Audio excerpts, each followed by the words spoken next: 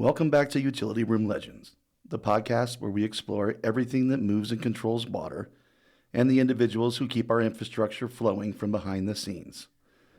Thank you to everyone who continues to listen, like, subscribe, and share. Again, new episodes drop every other Thursday, and you can catch them on YouTube, Spotify, and Apple Podcast. Also, don't forget to visit utilityroomlegends.com for all the latest news, episode links, and where you can also go to throw your name in the ring or make a recommendation if you think you or someone you know would make a great future guest. In past episodes, we've talked about something that's become a welcome trend in the industry, and that is the growing number of younger professionals stepping into it. This new generation of individuals are bringing energy, humility, and a desire to learn along with a fresh new perspective. Today's guest is a perfect example of that.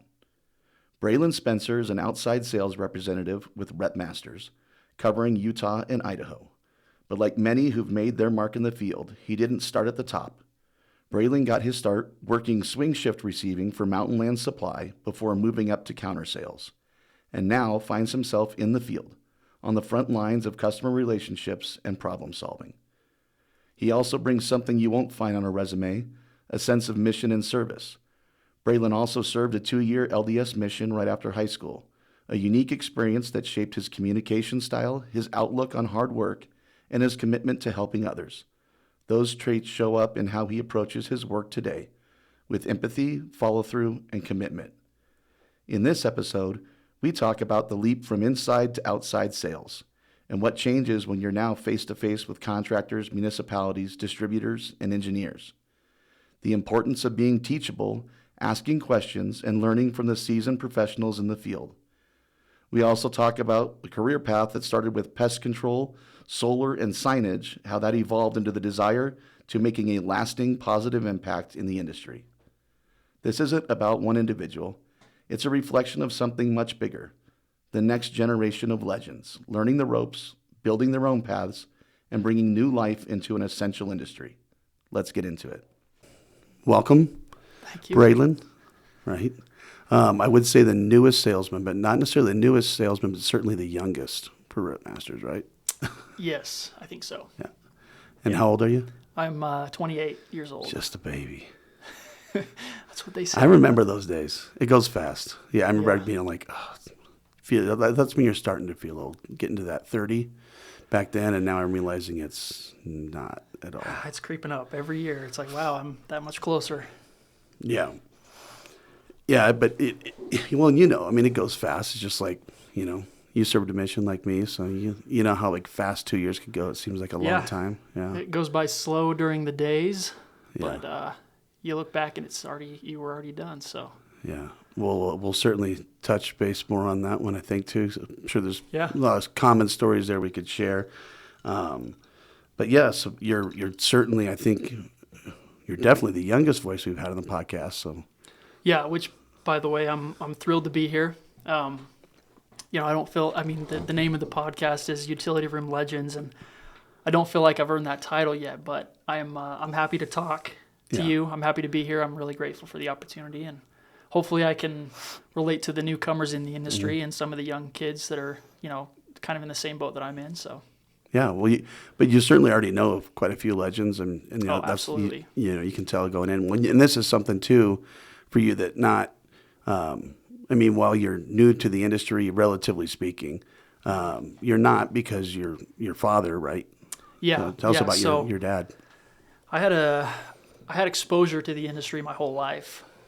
My dad, Bralan Spencer, he's been a rep for my whole life, basically. He started at Rain for Rent, so doing pumps and tanks and ag irrigation stuff as a kind of on the distribution side, and then he ended up at Romac for close to 20 years probably. I think that's where I met him. Yeah, that's where most people know him from, is the Romac days. Yeah, I call him Bromac. Yeah, all the reps there, for some reason, they're all. Maybe it's because they're on the road so much, so they just go to the gym.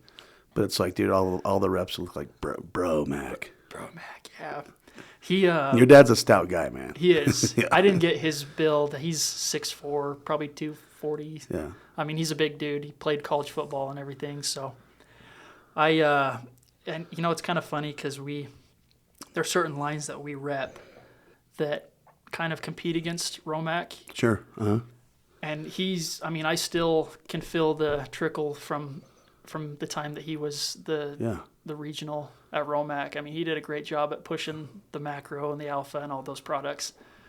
And it's pretty embedded in the territory that I cover. Okay. Now, did you understand when you were a kid? I mean, so, in a way, I somewhat can say there was a lot of years that I was familiar with people in the industry being, with my relationship with Brent. But I still had no friggin' clue what, what was all entailed in this before. So as a young person, is it something that you started to understand, or was it just kind of like, yeah, my dad just sells these weird things that go on pipes? I remember certain words he would say. He would try to explain to me what it is that he sold, and it was just like I'd hear it, but I didn't hear it. I remember hearing things like restraint and like Roma grip, and I remember like phrases like that. Yeah. Didn't know what the hell it was. Had Right. no idea, and I didn't quite understand the supply chain either. Where I didn't realize who his customers were. Right. But I remember as a young kid, like maybe 10 or 12 years old, I had the opportunity to go with him on a business trip one time to southern Utah and go golfing with some of his customers. And I didn't know who they were. I just remember golfing with them. And then here it is, 20 years later almost. And those guys been like, I remember golfing with you when you were 12. Yeah. Yeah. Just recently I ran into a guy that I remember meeting him when I was like 10 years old. And I remembered his name. Yeah. And I told him, I'm like, I don't think you probably remember me, but I remember your name. I remember when I was like 10 years old. Yeah. I met you one other time with my dad. So it was kind of cool to have that kind of exposure to the industry at a young age. But again, I didn't know jack shit about what the products were or kind of how the industry worked. Well, it's like even, it's like if you could explain waterworks to a 5-year-old, how would you explain it, So, Yeah. And I think, I don't know, even if my kids try and tell me, it's like, if they ask me what I do, or if you ask them, I'm not sure other than Ty, and I think they're like, oh, he deals with water and pipes and things like that. Yeah. It's funny. I have friends that, they ask me what I do for work, and I tell them, and then next time we hang out, they're like, so I still don't really know what you do. Because it's kind of a weird industry. It's kind of a niche thing. Once you get in it, it's like tough to get out of it. Yeah, especially being working for a rep agency. Yeah. It's even more niche, and it's hard to explain to people what it is that we do. Yeah. A lot of times people are like, so you're like a middleman. I don't get it. Like if the distributors, you're like, no. We're basically the manufacturer in that area, right? Yeah. Because manufacturer not going to hire that many people, put them all on the ground for support, technical support, and then knowing who the distributors and what the relationships are and the dynamics are in that area. Those are all things that, because you're either going to go two different ways. And that's what I tell people if they're like, how do you go to business? Would you not have reps or have reps? So that's kind of the two different ways. I go direct or I go with reps. And manufacturers change their mind too. And they change their mind. Mm-hmm. Or you work really, really hard to get somebody up and running. And then once they get to a point, then they terminate. Most people don't realize that rep contracts are 30 days. And all they have to do is give you a notice. Say, hey, you're done. Yeah. Yeah. So I think that's the toughest part about being a rep is you get attached to these manufacturers that you represent. You just dealt with that. Oh, yeah. Yeah. Yeah. A couple times now since I've been with RepMasters is you feel like these relationships are going to last for years or forever, and then one day you don't have the line anymore. And just, so that and they still do last. I mean, you usually, if you develop a relationship with a person, as far as a friendship, because that's the best part of the industry. Even when those things, a lot of those decisions aren't necessarily up to them. If it's a regional, you might have the president of the company or they get purchased and acquired by a large company and they're like, hey, we don't have reps. And that's, one of the things is that I've had to tell myself years ago was it's not personal. It's just business. Absolutely. Nobody wakes up in the morning and they're like, hey, I want to piss off John today. Well, maybe they do. feel like sometimes some people do, but it's not. It's just business, not personal. And you typically run into them again. Things go full circle. A lot of the manufacturers, a lot of the lines that we had represented in the past, they came from someone who was working with us with another company, and then we were terminated because of acquisitions or whatever it was, and then now they find themselves a new company, and then now they come full circle, and we're representing that company. So yeah, and one thing I've learned in the short few years that I've been in the industry is it's a small industry, and so what goes around comes around. Relationships that go bad, they could end up being your boss someday. Not in my case, but I'm just I know people who have had run-ins with certain, like one day they're a customer and then 10 years later they're your boss. It's just a small industry, and so I just think it's best to stay in your lane and obviously do your best to maintain relationships. Don't burn any bridges, because you just never know. I was just gonna say, don't burn any bridges. Yeah.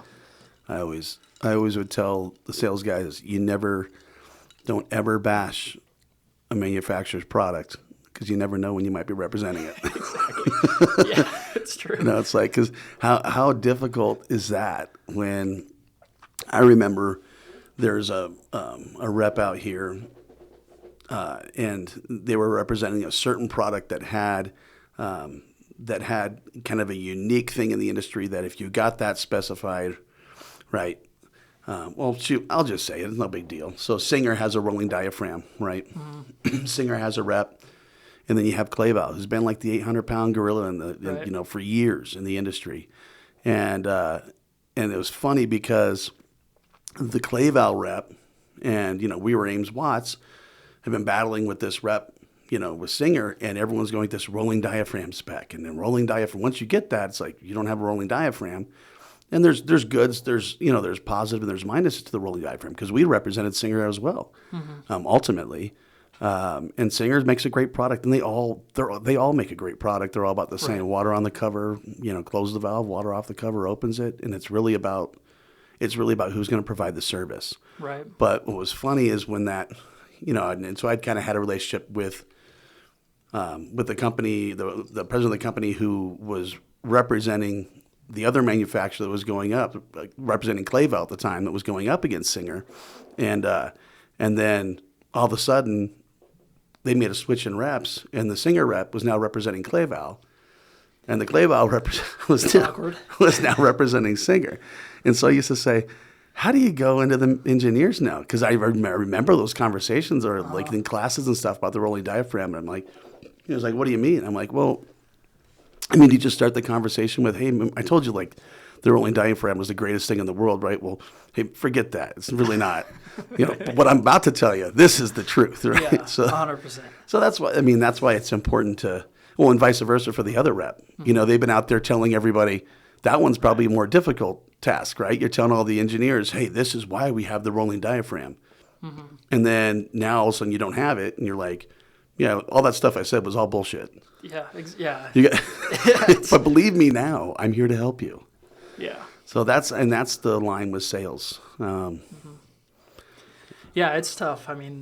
Thankfully, I haven't had any direct conflicts like that where I've had to try to negate some of the sales that I've done in the past. Sure. You don't ever want to be in that spot. In order to stay out of that spot, you look at, just like we talked about, don't take anything personal. Business is business. Right. I can sit down and have fun, go out and have a blast with, almost any one of the competitors in this industry. And they're great people.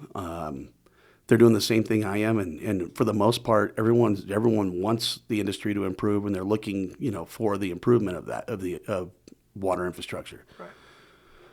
And, one thing I've always done, because my sales background, somewhat similar to yours, if you're talking about door-to-door, I started as a Mormon missionary. That's like the toughest sell in the world. Oh, tough job. It's like door-to-door sales is tough. Cold calling is hard.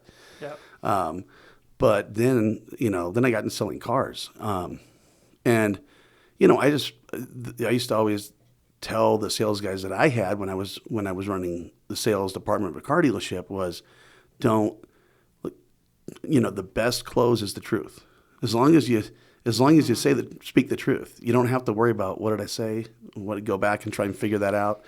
Just as long as, you may not like what I say, but Right. it's the truth. Yeah. Or certainly, I believe it. It's like, that's what you kind of hope, is that you may have a customer out there that not everyone's going to like you. I mean, it's just kind of the bell curve thing. You got Right. a few guys that love you and a few guys that hate you, and then everyone kind of falls in between. Yeah, But what there you will hope, always be haters. You're never going to please everybody. yeah, and what you hope is that at the end of the day, you may not like what I say, but I say it because I believe it. Mm-hmm. And I'm certainly not going to do anything. I wouldn't compromise my values or integrity for a sale. And that's why I love the water industry. Yeah. Because I've been in other sales industries, solar, pest control. That's Here's the thing about solar. I can tell you, I actually started a company with my buddy down in southern Utah, and solar. I'm sure it's it just like probably like the car business is a little bit, but it's cutthroat. There's a lot of competition, and part of me felt like it was a dishonest industry. Water's not like that. It's a very honest, for the most part. It can be like that, but Yeah, depending on the people, I guess. But the industry as a whole is very different than some of these other industries. well, one is you're trying to sell something that just really isn't there. Yeah, you're trying to convince somebody that they need something that they probably don't need. Yeah. But everybody needs water, so. Yeah. What was the hardest part with the solar side? Well, it went pretty well for a few months. The hardest part was the city that we were selling in changed their incentives. So they used to pay people for the extra power that their solar produced, and so it helped offset their bill more. Sometimes they could make a little extra money, not much, but like sometimes people were getting paid from their power company instead of having to pay.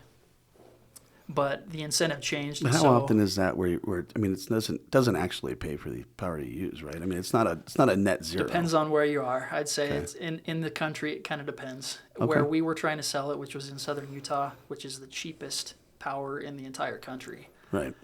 It was not easy to sell, especially when the city changed the incentive program, and so people were not saving money. In fact, they were probably paying more. Well, the simple fact that you have to incentivize it tells you it's not a net zero, Right. at least at this point. I'm not saying solar can't be. It's just not there yet. Yeah, and so typically what we would find, we ended up we stopped doing it. My buddy actually that I started the company with, he continued on and doing it for a little bit longer, but he had to travel to find people to sell to because we just couldn't do it locally. But we would find people typically from California or from other states that came in, and their whole motive to switch was going green. Yeah. And those would be the people Sound that like would you walk up with you made sure that you were selling to the audience there. You walk up with your dye your hair a little bit. Get one of those beanies on. Put like Which is part of the get reason like I a resist get like a resist jacket on. Walk Exactly. I can't tell you how many meetings I've been in. Somebody's home and they just start talking, and they're not necessarily. They think you're on the same page as them, but you're not, and you just have to kind of play along, which is This is the worst. Not to be worst. genuine is the worst. I mean, Yeah. You got to be genuine, and when you're not, it just reeks. But Yeah, that was. although part I'm of the pretty sure I reason. could play that one. I'd be like, yeah, man, I hate Trump. He's Hitler, man. Yeah. It happened more than once where I felt like I had to take that role. Yeah, you just want to go home and take a shower after that. Just feel like, Yeah. So I don't know. It was a tough industry, and then the other thing is just in order to make it appealing for people, you felt like you almost had to over promise. yeah.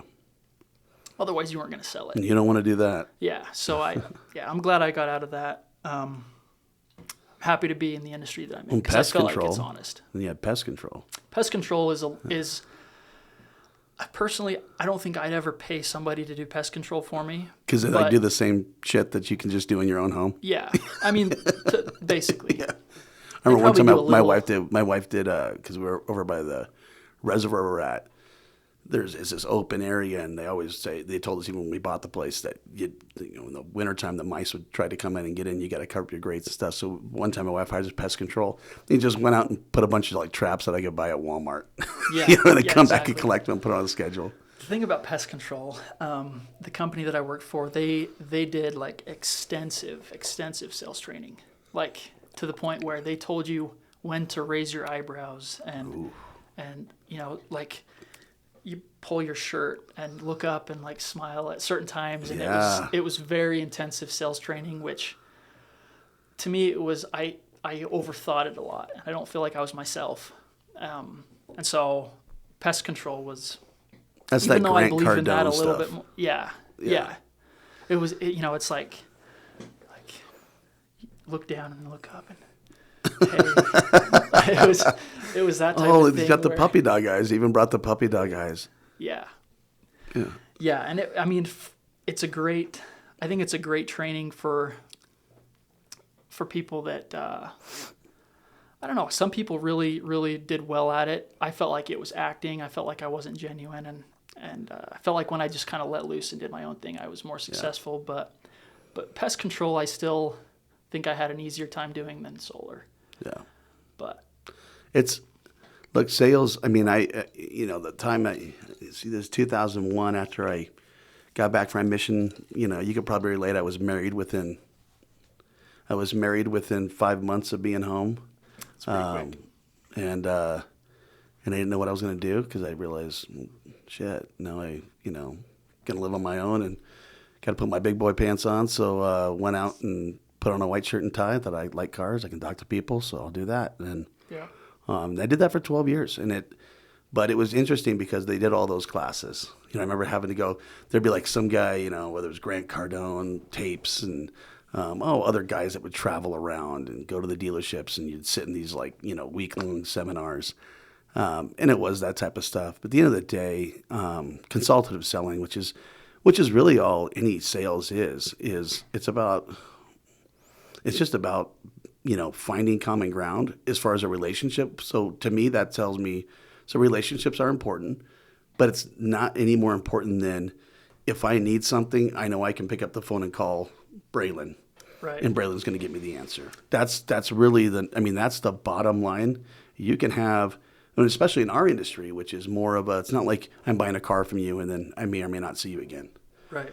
Our industry, it's hey, you need something on this, you need training, you need me to help work with your customers on training. I can do that. Pick up the phone, I'll answer. Like that's the biggest part. And then just, they know that you're not going to lie to them. Exactly. Yeah, it's not rocket science. It's not reading a book and hours of seminars. Can you talk to people and can you get them to let you know what the problems are and then go to work for them?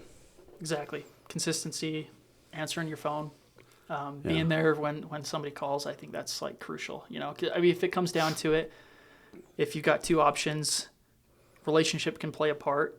Typically, they'll probably lean towards the relationship that's better. Yeah. But sometimes it doesn't come down to relationship. It just comes down to like, can you get this for me? Mm-hmm. I need this now, or I need this quote by this time. Yeah. It's all stuff you're learning. Yeah.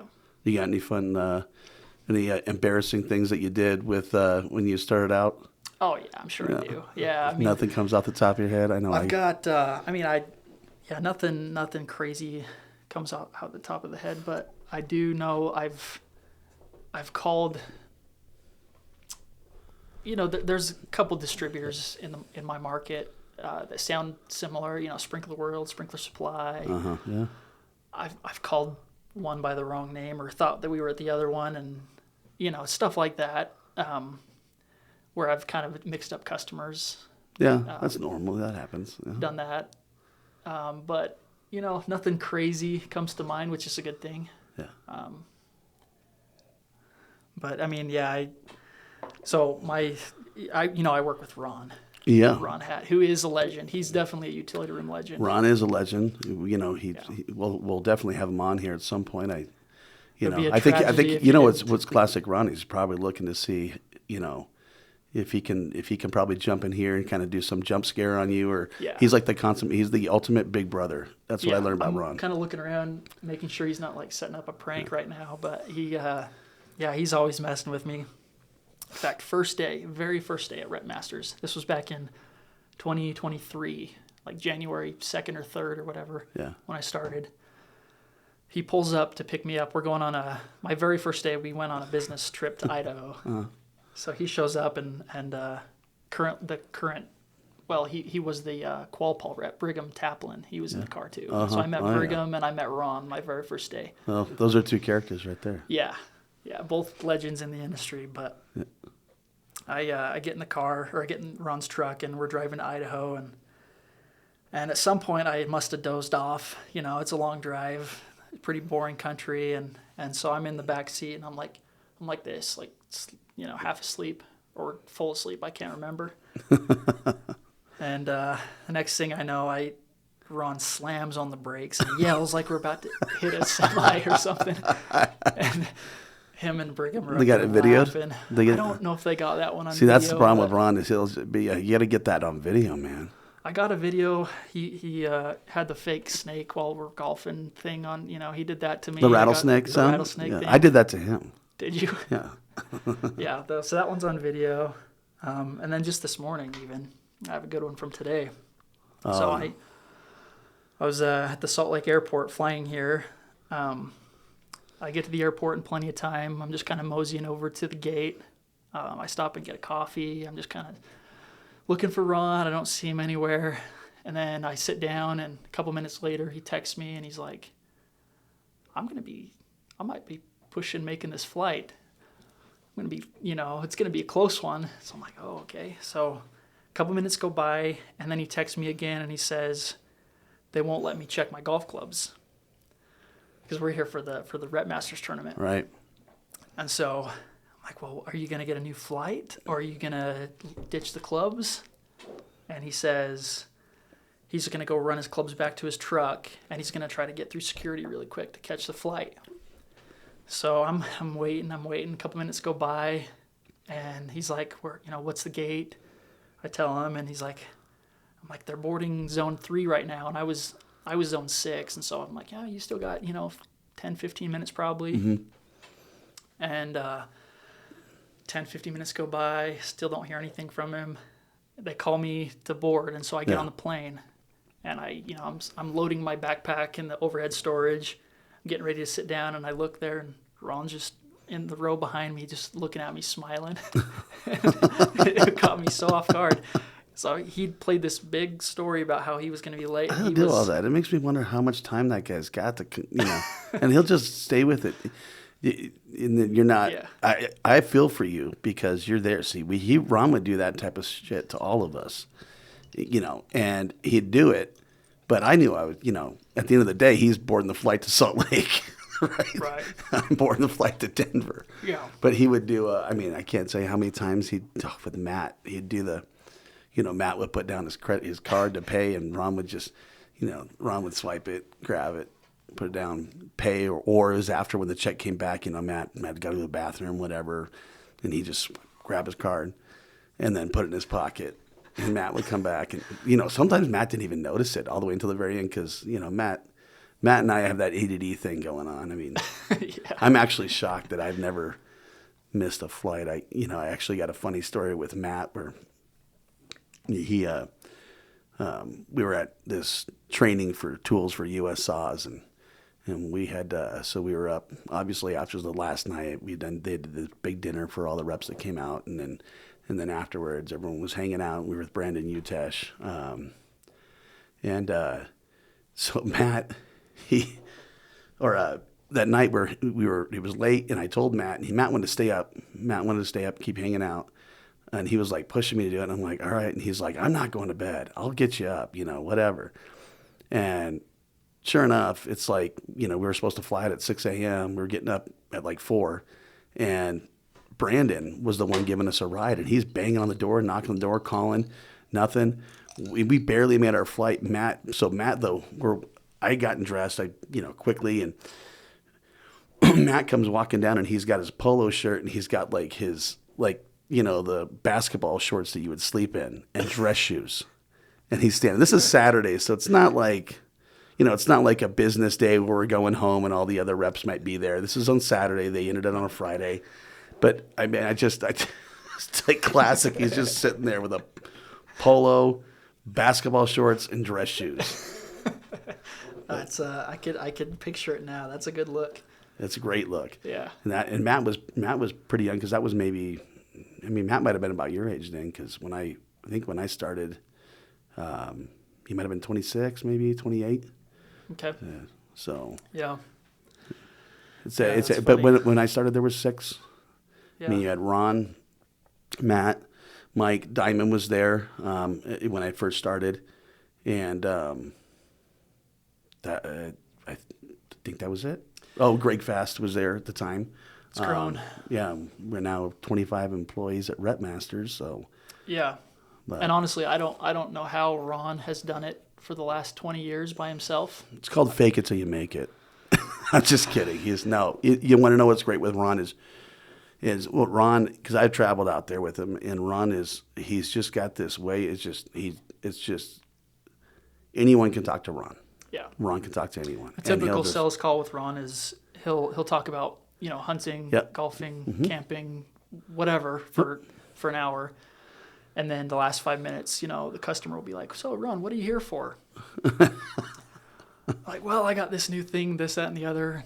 Oh, by the way, here's a PO for 5 truckloads of pipe." Ron is really good at sales, and he's just very personable, and everybody likes Ron. It's because he's genuine. Yeah, and because they want to work with him. And 100%. That's really, he's genuine as can be, and he's I think when he decides to retire, which hopefully will be in the next 15 years or so, it's going to leave a big hole in the RepMasters family, and honestly in the industry as a whole. No, he's a good guy. Well, tell me about how you got to RepMasters, because I remember at that time, we were looking to add another person there. Mm-hmm. And so Ron had kind of, was talking, we were in meetings and stuff, and Ron was talking about, bringing some people that we could interview and whatnot. How did that all transpire? Pretty lucky on my part. I was ready for an outside sales position, I think, just because I've had sales experience, and I was working at a distributor at the time. I was just doing counter sales and kind of helping doing some inside sales stuff, and I wanted to get to the outside world. I wanted to get to a rep position. That was my ultimate goal. And actually, funny story, my dad at the time was at Mueller. He was the infrastructure guy selling the hydrants and the valves. And we rep Mueller on the technology side, the I2O stuff. You have Mike Youthy on here. And then the meters as well.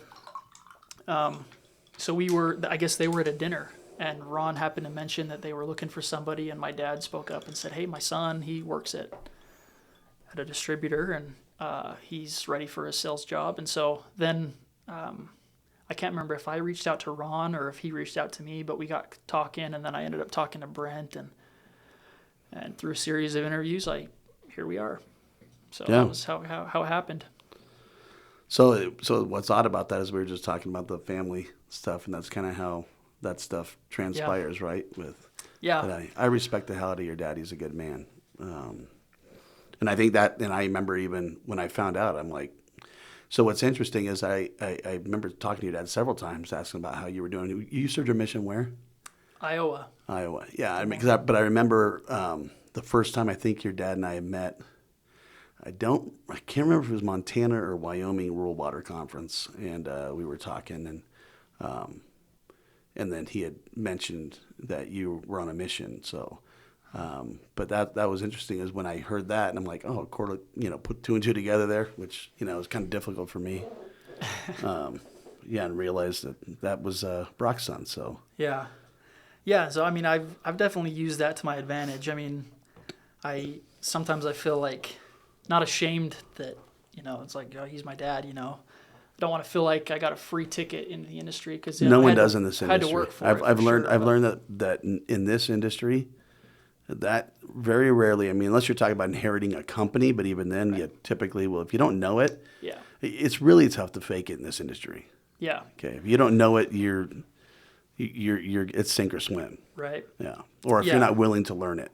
Yeah, exactly. So I definitely, he was a big reason that I got into the industry, but I always kind of feel like there was a part of me, especially at the beginning, where I felt like I was a fraud, I guess, like I just got a free ride in the industry. But I don't feel like that anymore. I feel like I've, had to work my way to get You've done here. well. Thank you. Yeah, and you're, the biggest things is you're always eager to learn and willing to jump in. When I started, like I said, with how limited we were, there was no training. I mean, there was no. We first started doing some of those. We would do monthly meetings. We had a weekly call. We were just kind of running over the things you're doing. The only training you got was from a manufacturer that came out. Yeah.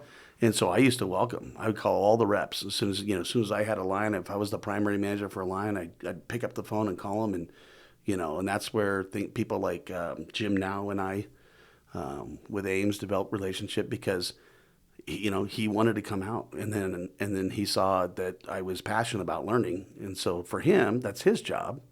It's like if you have a job, you have a captive audience, or somebody's engaged. That's where you're going to want to kind of lean towards. So back when I started, it was like I think my first day I dove back and I wanted to learn all the stuff like as simple as like DR rating on pipe, and I was blown away years later when I would get people calling, salespeople from wholesale distributors asking me what the pipe wall thickness was of a DR something pipe. Yeah. And I'm like, how do you not know this? Because I was like, the first thing I was read is, what is DR? Like, what is standard dimensional ratio?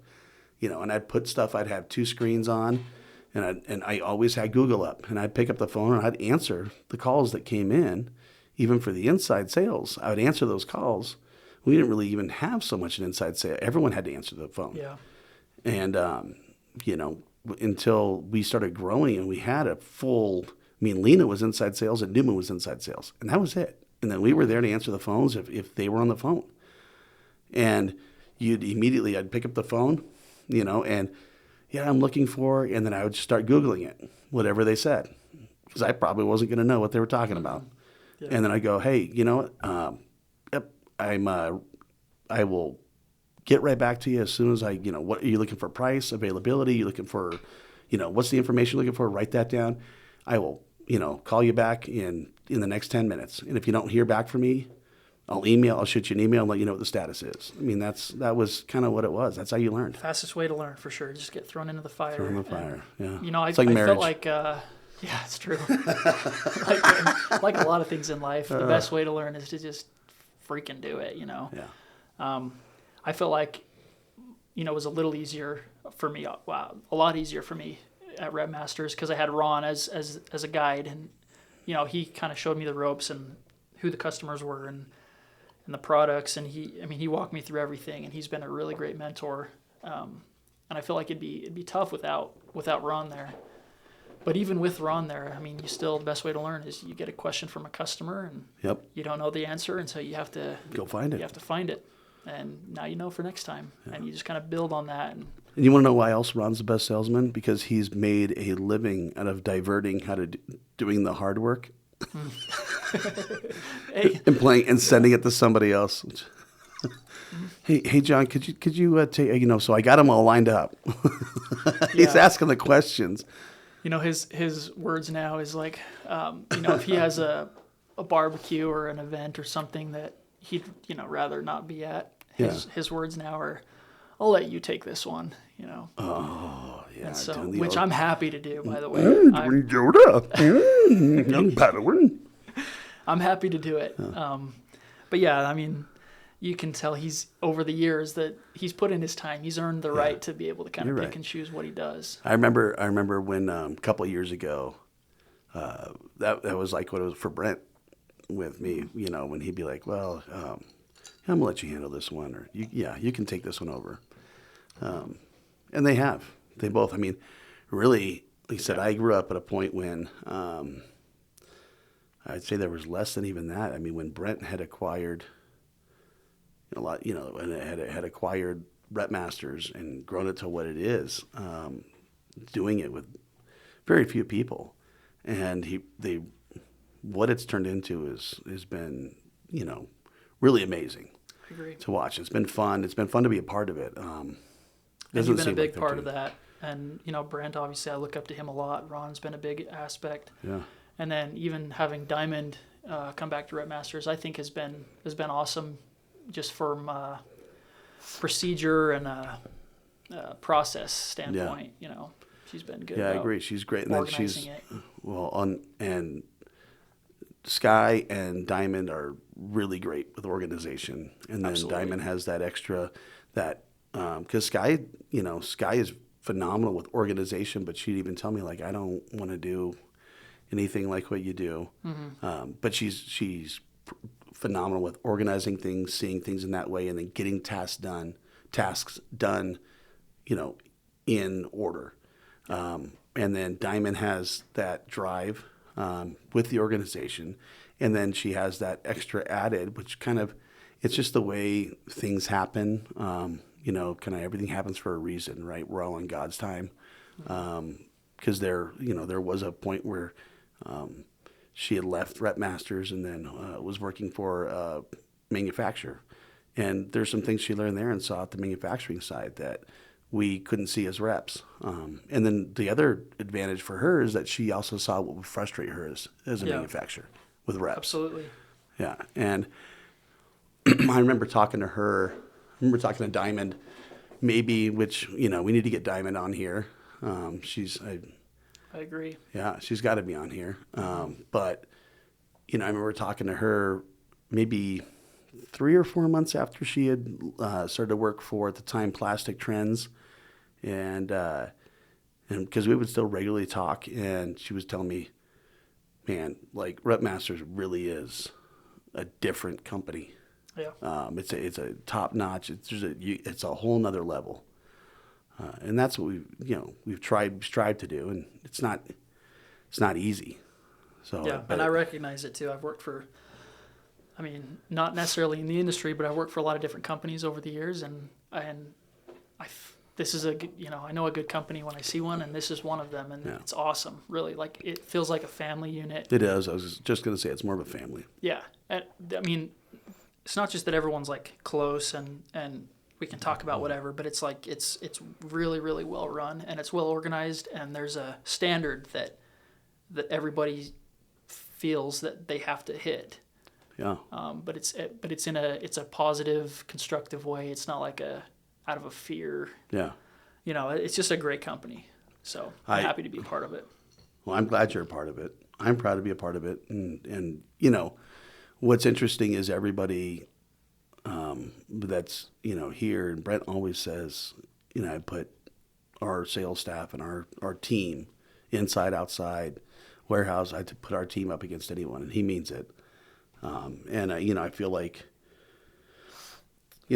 we've kind of earned that, Yeah.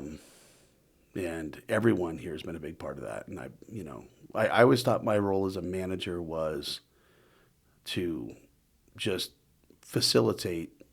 Like, my job's to take all the obstacles out of the sales guys' ways to do whatever they got to do. Mm-hmm.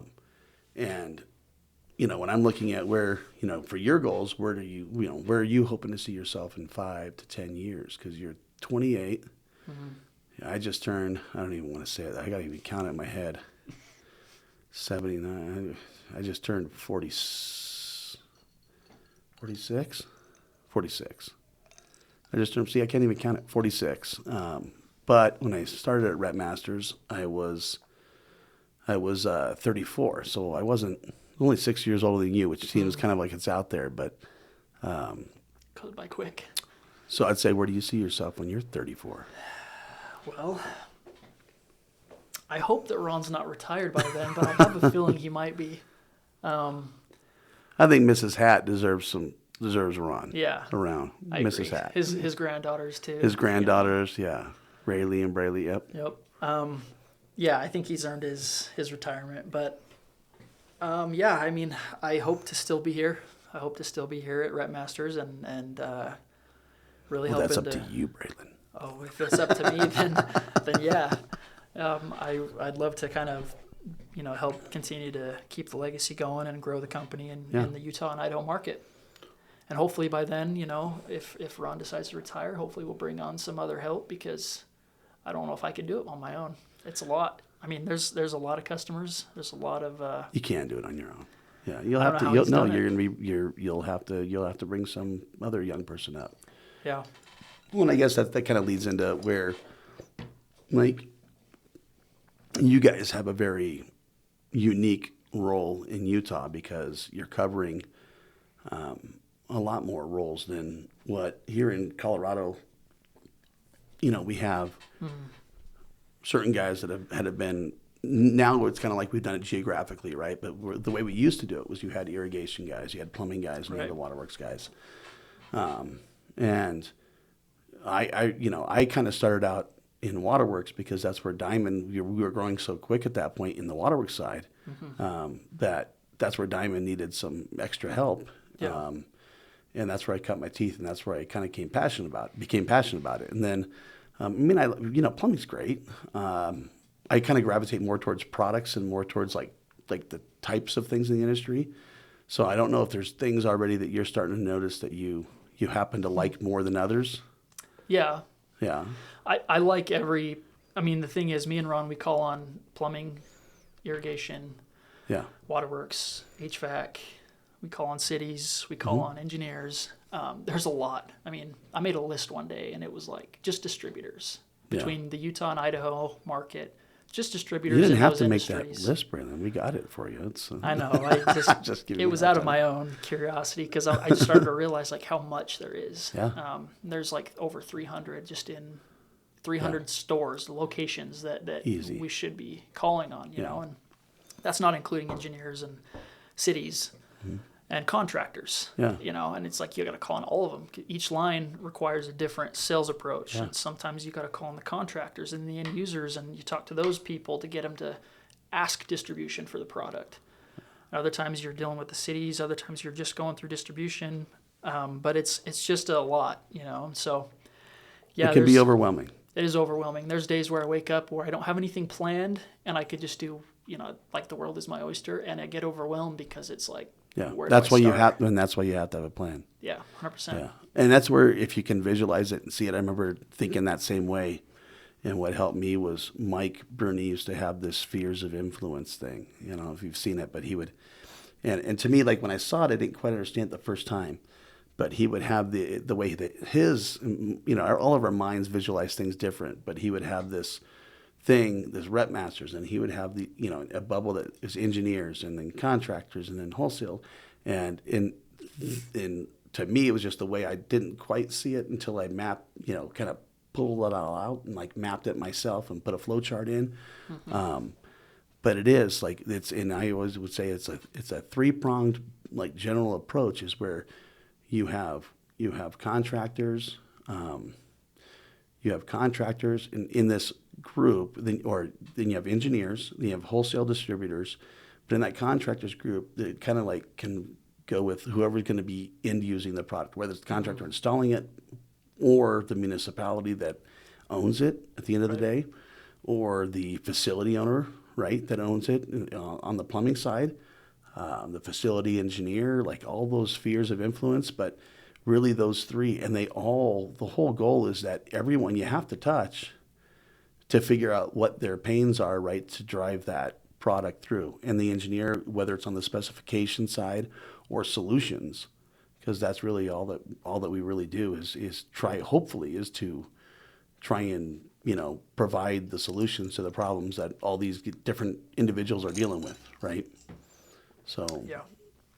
But do you have when you were looking at that, going back to what I was asking, is there a certain thing that you found or product, or I don't know whether it's a manufacturer or a type, or whether it's waterworks or plumbing or something that I like the waterworks. Yeah, you like waterworks industry the best. Not that I don't.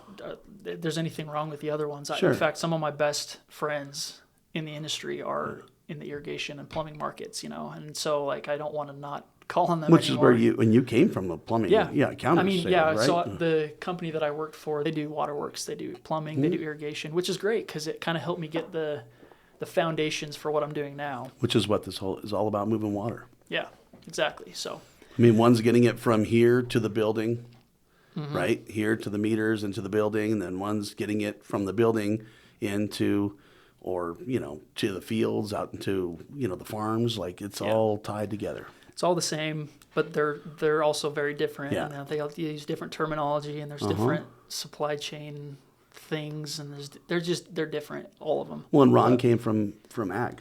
Yeah. And that's always turf and ag. That's irrigation ag. That's been his background. And it's like, waterworks that's what I instantly became kind of drawn to. I think I've always kind of felt that even before I got into plumbing, just because of my upbringing with my dad, he being in the waterworks industry. Plus, I just enjoy the customer base. I enjoy the products.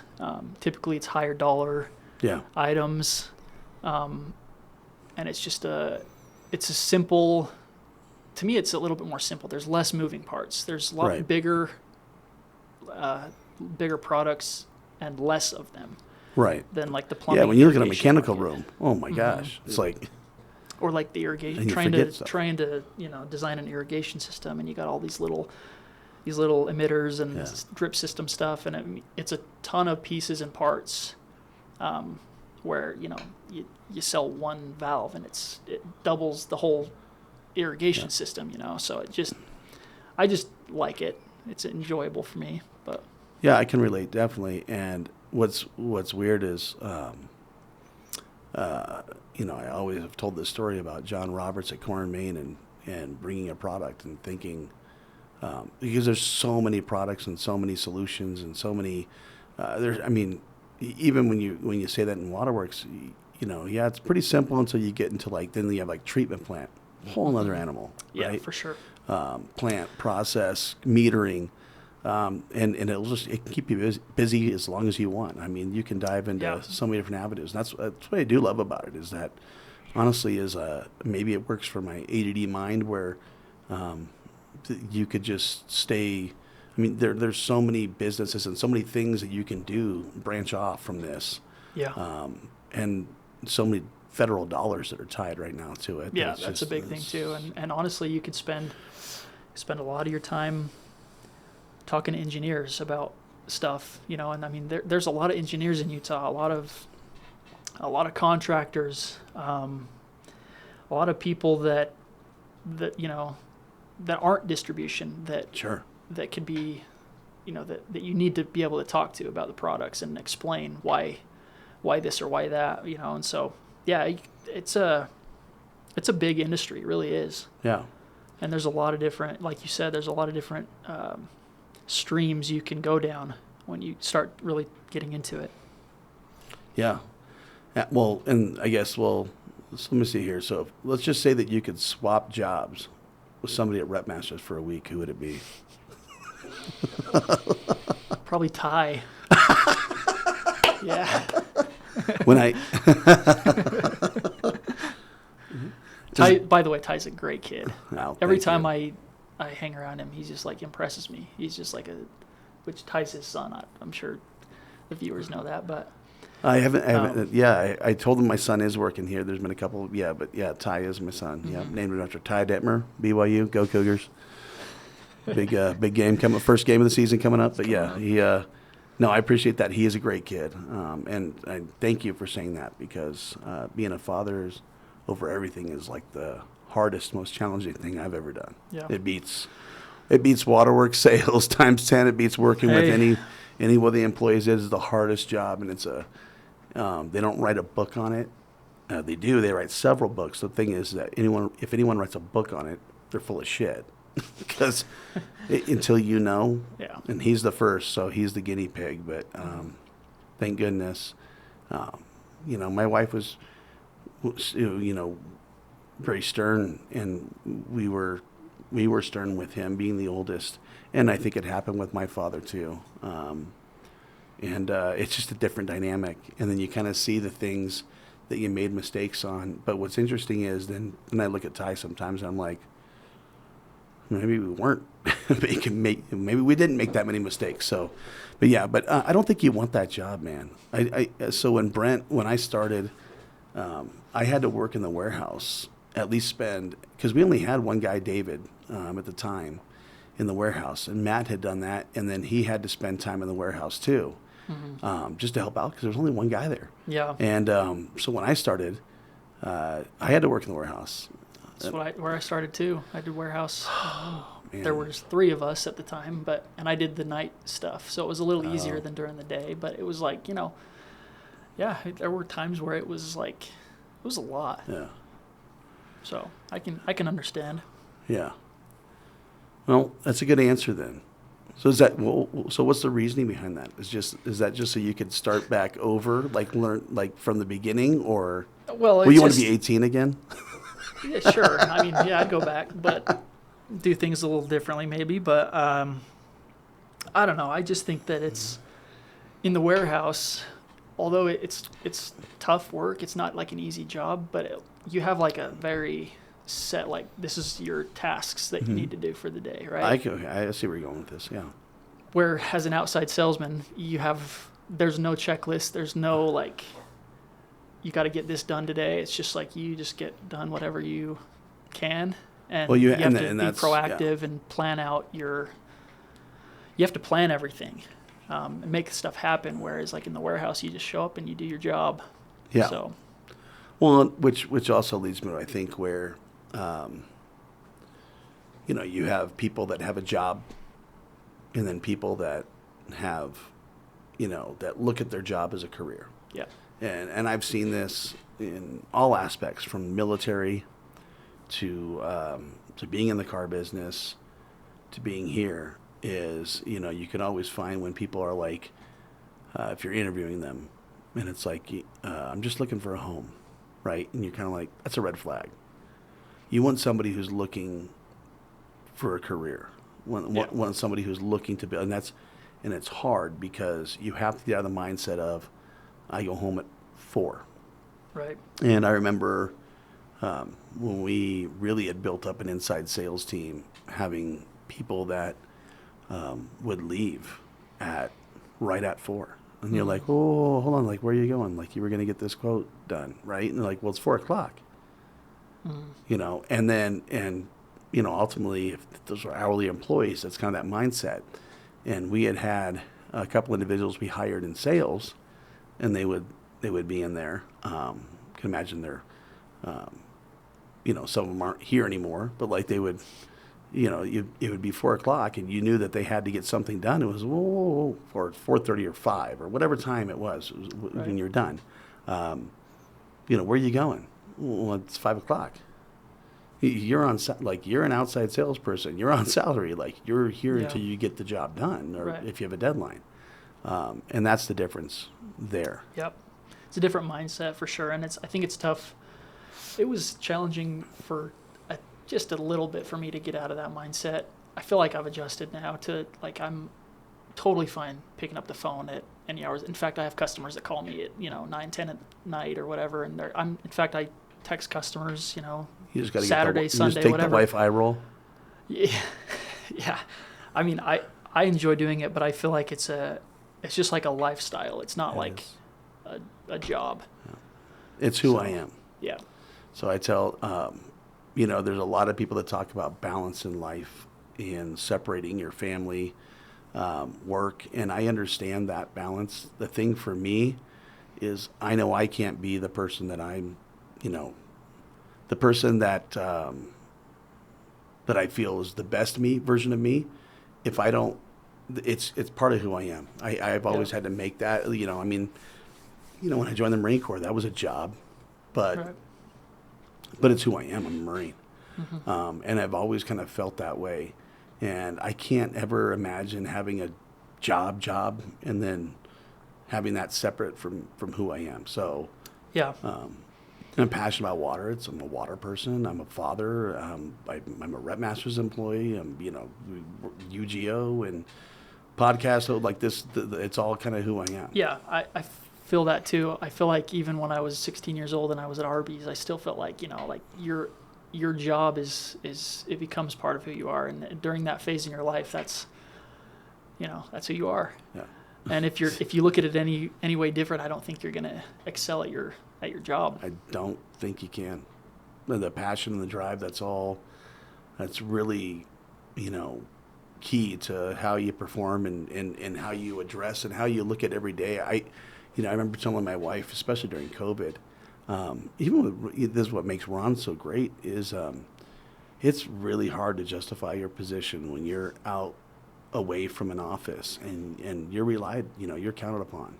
I even told my wife, that's not how I can't do that. During COVID, I learned pretty quick, I got to go to the office. Mm-hmm. Not to say that I didn't want to, be home, but to me, I have to put this level of focus into what I do, and I can't get that sometimes. Sometimes I can, but in general, I got it. So for you mentioning that, I can only imagine at 28 being in another state where, right. That's the discipline. I have to get up, I have to put the plan together, and and obviously we have structured plans for the salespeople, but it's like, I got to get that done. There are days that are easier than others, I'll tell Sure. you. I mean, some days it just comes easy. Other days it seems like it's just easy to just get stuck at your desk. Mm-hmm. And, I'm sure it happens to the best of them. But I think one thing I've learned early on, and my dad kind of helped instill this in me, was just like, get your ass going, Yep. You got a plan. You have to make a plan. You have to write it down and put it on a calendar or something. Otherwise, you can talk about it, but if you don't put it into action, it's really easy to just get caught in being a remote sales guy, Just make a plan, work a plan. Yeah. Yeah. Yep. Well, and then other than so we kind of do this, we kind of do this deal with Tales from the Trenches, where it was a segment we wanted to have where we have some kind of crazy stories. And, I don't know if you have anything because how long now? I mean, it feels like it's 2.5, coming up on 3 years. God, it feels like a year or two. It's gone by fast. Yeah. Yeah, I like the segment. Well, before we go, because so it's been how long were you married before? I mean, how long have you been married now? I've been married for 6.5 years. Yeah, no kids. No kids. Yeah, so you talking about your kids, and how it's the hardest thing ever. It's like, it scares me, but I'm here for it. I'm ready for it. My wife and I are. Are you any plans? We have plans. Yeah, good for you. It's, so we want kids. It's just a matter of when and. Yeah, I'll tell you, my we wanted kids immediately, and I'm kind of glad that God knew it wasn't quite the time for us for whatever reason. So our first was born 5 years after we were married. You're at 6, you said now? Yeah, 6.5 almost. And it was the best moment of my life. Yeah. It was the greatest moment of my life. Yeah, I'm looking forward to it. And but what's crazy about it is you never know what to expect there until everything. Then all of a sudden, for the first time in your life, you realize it's not about you. Yeah. It's not about it's about your family. For sure. And I remember driving home, and I'd never been one of those people that would freak out about other people on the road. And I'm driving back from the hospital, and we got our son in the car seat. And, I'm driving, I'm like, gee, look at this guy. He's going 38 and a 30, babe. Do you see that? I'm like, what an asshole. And I'm just driving, I got this package in my car. Yeah. That's, it's like for the first time I got my wife, my son, I got my family. Yeah. It changes your perspective. It definitely makes you, I remember even my brother talking about, who still doesn't have kids, he's like, I could never have kids. I'm just too selfish. I'm like, that's exactly why you should have kids, right. Because it really changes that aspect. Yeah. So. Yeah, I think that's a debate my wife and I have a lot is, we're in our 20s still. We both love to travel. We just got back from Thailand this year. We Yeah, we no, took a man. You big guys, trip. you guys been traveling around in Thailand. Yeah, How was that? beautiful, awesome. Anyway, I mean, if you're thinking about Thailand, make it happen because it was awesome. But we're enjoying our married life, which is it's been fun, and I know it's going to change drastically when we have kids. But I know that your desires change and your priorities change when you have kids. It just kind of happens. I know it does because I've had things like that throughout my life happen. Different roles I've taken. Even the missionary thing was like. Yeah. Didn't want to do it, but then I did it, and like your desires and your experience changes it. So yeah, I mean, I know that it's going to be a massive change for us, but it's going to be awesome. So it's different, and now you look for it. I used to tell my wife that it was great. We went to Jamaica, and we went to Mexico, and we did that stuff when we first got married,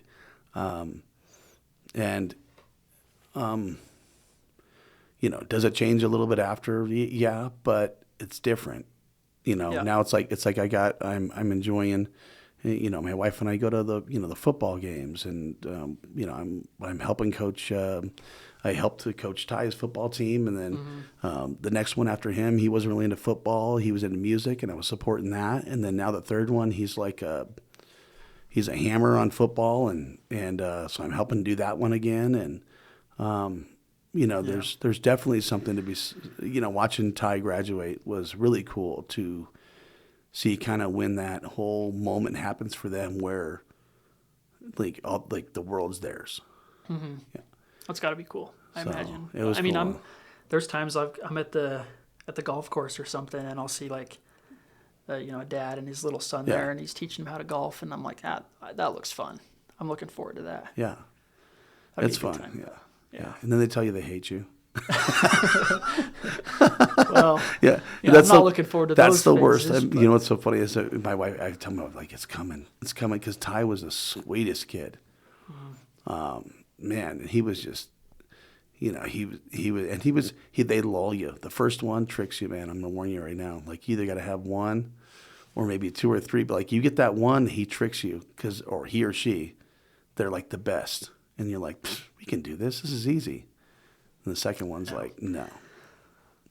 Yeah. Not that there's anything wrong with the second one, but it's just like, it's like when I think there was this comedian that was talking about, you always hear people say, like, once you had like one, you get one. Like, once you had like two, it's all easy after that. Now you've had two, you've had multiple. And this comedian's like, it's like treading water, and then somebody hands you 2 bricks. It's like, you got 2 bricks you're holding, and then somebody tries to hand you a third. Like, it's kind of a good analogy of that one. It's a good one. But yeah, it's the most important role you'll ever have. Yeah. Yeah. And even then, you're still a part of. That was like what you were mentioning about having a family to, the RepMasters family. I've relied on a lot of people here. Yeah. So it's been great so far. And this was the last year that I finally, I've done this more than anything else I've done in my life. So it's awesome. Yeah. I hope that there are many more years to come. So. Yeah, me too. So going back to the tales from the trenches, you have any stories or anything that might, anything in that 3 years, since that's kind of what put us off there, was of anything you've seen? One of the most unique, I would say, that Ron and I both saw recently was we went out on a call.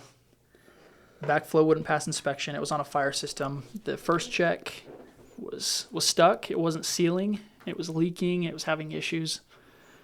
And so the guy, we went out to this job site in Salt Lake, and we showed the guy how to take it apart, how to get into access the checks. Right. See if there was any debris in there, because we were sure that's what it was. We were sure there was like a little piece of something. Typically always is, right? Yeah, a little pebble or something in there, whatever. So we, we had to go out and shut the main water off in the road, and worked on getting this thing apart. We took the backflow apart, the guy pulled off the faceplate and there's a hammer sticking out of it. A full hammer. So, yeah, it took a minute to get it unwedged. I got a video of it. It was crazy. It was totally wedged in there. I actually posted it on LinkedIn. Oh, so there you go. You got to go find that hammer. Go to find that water hammer. Yeah. And it was like, I mean, it had been in there for a while. It was rusted to shit. What's your LinkedIn? Is it Bralan? Just, Bralan Spencer, I think. It's just, there's no other. You don't have an OnlyFans, do you? No, I don't. So LinkedIn, Bralan Spencer. Go find the water hammer. Yeah, it was crazy. And, I mean, it was all rusted and bent. So it was bent. It was like bent at like a 15-degree angle. You could tell someone was trying to crank that check close. How the hell did that? I've seen so much shit that gets into those. So this was, what size was the backflow? I think it was a 6-inch. Yeah. So you never know where that stuff comes from. I mean, because that's coming from your main. Yeah. You never know. Like you make a repair and somebody somebody has their tools out and they're like, gather all their tools. They're like, did anyone grab my hammer? No. Yeah. A couple of people actually commented on that post and said, I wonder where I left that hammer. But yeah, just stuff like that. You just don't expect to see a hammer in the backflow. But yeah, I've heard of crazy stories, but that was firsthand. That was the craziest one I've seen. Was the full on hammer in there. I've seen rocks in control valves. I've seen pictures of mice and dead animals. Anywhere you get to a point to where you have a flow restriction, where that, like, if you have something that's not, like a hammer, that's not water. It's going to catch it. And what's so funny is I had to learn, I think Mike had probably taught you guys too, like, and you hear the same stuff, like with that failed check, when it doesn't go and you do the whole, blow it out, like try and blow it out. If you don't do that, then it's in the check. Like you just, everything in your mind's like, I don't want to open this thing up. Like it's got to be something else. Yeah, if you turn on the system basically and you flow it to full capacity, and if it stops dripping, it's in the first check. Yeah. I mean, 99% of the time, we go on a lot of service calls with irrigation backflows, and people are saying, "Oh, this thing's leaking." I would say, I mean, to this day, I still don't think I've seen anything stuck in the second check, or there be a problem with the relief valve. No, you shouldn't have it. It's going to be the first. So it's usually that. I mean, when you look at even control valves, you have people that order diaphragm kits all the time, just diaphragm. And I'm like, I wonder what's going to happen with that, because in 13 years that I've been, and really I would say 10 years heavy of doing control valves, I only heard of one diaphragm rupturing. So usually I'm wondering, they put that thing in there and it's still not working. It's because there's something else going on. And usually it's outside the, in the pilot system. And, I remember all the training and stuff that we did, and then out in the field, like, you got to get in front of these valves. You got to be in front of them. And you close that ball valve that's after the pilot. And if that valve doesn't close, it tells you, it pretty much tells you that what's going on is something inside the valve. Yeah, exactly. And I remember even hearing that, and it's like, they're like, not always. And you just don't want to crack all those, go through that process. But every time, I remember a couple of years ago, after fighting it, and sometimes I would find it being somewhere in the pilot system, like, the valve doesn't close because you got something clogged on the orifice. Like we found one time the orifice was clogged. And if that happens, it's like, it kind of tricks you into like not wanting to go in there and do what is probably the quickest fix. And so a couple of years ago, I, closed that ball valve doesn't close. And I'm like, I'm not even messing with this. I'm opening up the cover, and sure as shit. Yeah. Found a safety vest inside of a safety vest. So it's probably something that was like sitting in a job site, got sucked in. If you don't go through strainers and you go through a PRV vault, it's gonna wrap itself around the seat. Yeah, we've had a couple now where we'll be on a call with somebody and explaining them how to flush out, or check the first check, and they say that they followed all the steps, they did it, still leaking, this thing's a piece of crap. And then we'll warranty for it or something, we'll go pick it up, and then we'll open it up, and like the checks are all in backwards, and like the divider's like, wedged in there weird. And it's like, well, I wonder why it's leaking, you know? Yep. But yeah, it's just funny how that's what it is. 99.9% of the time is something just gets caught in that check. Yeah. Well, backflows aren't, and it's not, RPZs can get complicated, but a backflow device in general, it's just two check valves put back to back. I mean, it's not. Seems a lot more complicated than they really are, but Well, they're pretty simple. Well, man, I got to tell you that in your 3 years, which I keep, still that blows my mind, but I guess it makes sense because I still sometimes look back and feel like it's only been 5 years for me. It's gone by quick. Yeah, I'm at 13, and it just does not feel like that. But I got to say, I've been, I've been impressed with your growth, and then enjoyed the conversation. And Thank you. Hopefully, I figured of all the people that were brave enough to come on the first time, it was going to be Bralan. And like, guys like, Bralan wants to come on? I'm like, let's do it. Hey, it's an honor to have the chance, so I appreciate you having me on, and it's been fun to talk to you. Yeah. And, for all those, people, the younger people my age that are considering well, I guess a career. What would you tell those people? Dude, the waterworks, plumbing, irrigation, the industry's awesome. Yeah. Really, it's a great industry. It's a hidden gem. I mean, nobody wakes up when they're 10 years old and decides, I'm going to be in the waterworks industry Right. someday. Yeah. I resisted it for a long time. I'd tried 10 other things before I was like, all right, I'll give it a shot. But I don't see myself switching industries ever. Yeah, I don't think you never will. know what'll happen, but I don't have any plans to change industries. So Yeah. Well, we're glad to have you. It's been a great conversation. Let's do it again sometime. I agree. All right. Sounds good. All right, brother. All right, Thanks. man.